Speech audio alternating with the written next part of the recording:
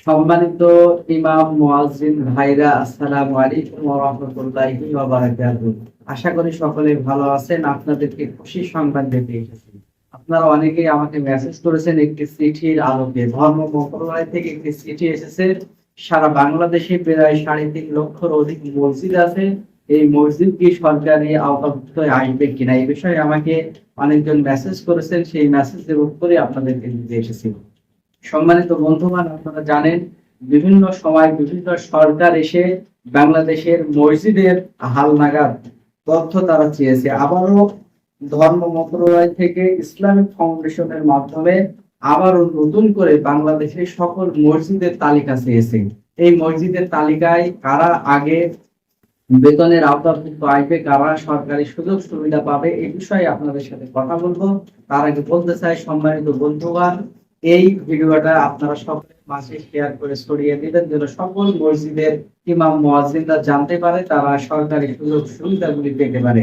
এজন্য সর্বপ্রথম আমি ধন্যবাদ জানাই মন্ত্রী সাহেবকে এরকম একটু উদ্যোগ নেওয়ার জন্য। আপনারা সকলেই অবগত আছেন যে এবার আমরা এমন এক ধর্মমন্ত্রীকে পেয়েছি, তিনি আলেম ওলামাদেরকে অত্যন্ত ভালোবাসেন, অত্যন্ত শ্রদ্ধা করেন। তিনি একজন আলেম, তিনি একজন জ্ঞানী আলেম। তিনি এই ধর্ম উপদেষ্টা থাকাকালীন সময়ে তিনি বাংলাদেশের আলিম ওলামাদের জন্য কিছু করতে চাই, বাংলাদেশের মসজিদের ইমাম এবং মুয়াজ্জিনদের জন্য কিছু একটা করতে চাচ্ছে। আমরা দেখছি, আপনারা দেখেছেন, এই স্ক্রিনে দেখতে পারবেন যে একটা ধর্ম মন্ত্রণালয় থেকে অলরেডি চিঠি এসেছে। এটা ইসলামিক ফাউন্ডেশনের ফিল্ড সুপারভাইজার থেকে শুরু করে যত কর্মচারী আছে, শিক্ষকরা আছে, তারা মাঠ পর্যায়ে কিন্তু তালিকা সংগ্রহ করছে। এই তালিকাটা হালনাগাদ শুরু হয়েছে। সম্মানিত বন্ধুগণ, তার আগে আপনাদেরকে একটা টিপস দিয়ে রাখি।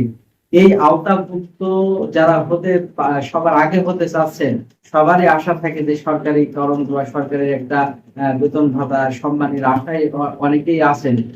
তো আমি বলবো, যদি এই সুযোগ সুবিধা আপনারা পেতে চান, আপনারা সকলেই জানেন প্রত্যেক বিভাগে একটি করে যে সেন্টার রয়েছে, সেটা হচ্ছে ইমাম প্রশিক্ষণ বলা হয়। এই ইমাম প্রশিক্ষণ আপনার অনেকেই ধারণা আছে, আবার অনেকের নাই। যাদের ধারণা আছে নাই, তাদের উদ্দেশ্যে কিছু কথা বলতে চাই। আপনি যদি কোনো মসজিদের ইমাম হয়ে থাকেন, আপনার মসজিদ কমিটি থেকে একটা দরখাস্ত লিখে তাদের সই স্বাক্ষর নিয়ে আপনার যত একাডেমিক সার্টিফিকেট আছে, এই সার্টিফিকেট গুলো নিয়ে আপনার জেলা অফিসে ইমাম প্রশিক্ষণের জন্য যখন সার্কুলার দেয়, তখন যদি জমা দেন, আপনি কিন্তু আপনার বিভাগীয় শহরে আপনি কিন্তু 40 দিনের একটা ট্রেনিং নেবেন। সেখানে আপনার প্রতিদিন 300 থেকে 600 টাকা আপনি ভাতা পাবেন। সেখানে আপনার খাওয়া দাওয়া বাবদ কেটে দেবে। এইরকম সুযোগ সুবিধা মাস শেষে আপনাকে হয়তো বা 20 থেকে 22,000 টাকা আপনাকে উপহার দেওয়া হবে।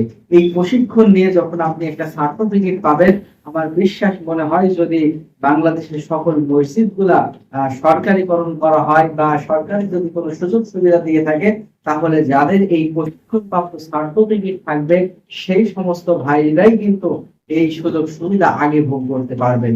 এজন্য আমি ওই সমস্ত ইমাম মুয়াজ্জিন ভাইদেরকে বলতে চাই, আপনারা যারা আপনি ইমাম প্রশিক্ষণ দেন নাই, দ্রুত আপনি ইমাম প্রশিক্ষণ দিয়ে নেন। যদি সরকার প্রত্যেকটা মসজিদের ইমাম মুয়াজ্জিনদেরকে কোনো সম্মান দিতে চাই, কিন্তু তারাই আগে পাবে যারা এই সরকারের ট্রেনিং প্রাপ্ত বা ইমাম প্রশিক্ষণের সার্টিফিকেট পাবে, তারাই কিন্তু আগে এই সুযোগ সুবিধা ভোগ করতে পারবে। এজন্য হালনাগাদ খুব দ্রুত শুরু হবে বা হয়ে গেছে। আপনারা দ্রুত ইমাম প্রশিক্ষণটা দিয়ে রাখেন এবং আপনার মসজিদের নামটা ইসলামিক ফাউন্ডেশনে খোঁজ দেন যে তাদের তালিকায় তালিকাভুক্ত হয়েছে কিনা। সম্মানিত বন্ধুগণ, এ বলেই আমার কথা শেষ করছি। সকলে ভিডিওটা শেয়ার করে দেবেন। সকলকে ধন্যবাদ। আসসালামু আলাইকুম ওয়া রাহমাতুল্লাহি ওয়া বারাকাতুহু।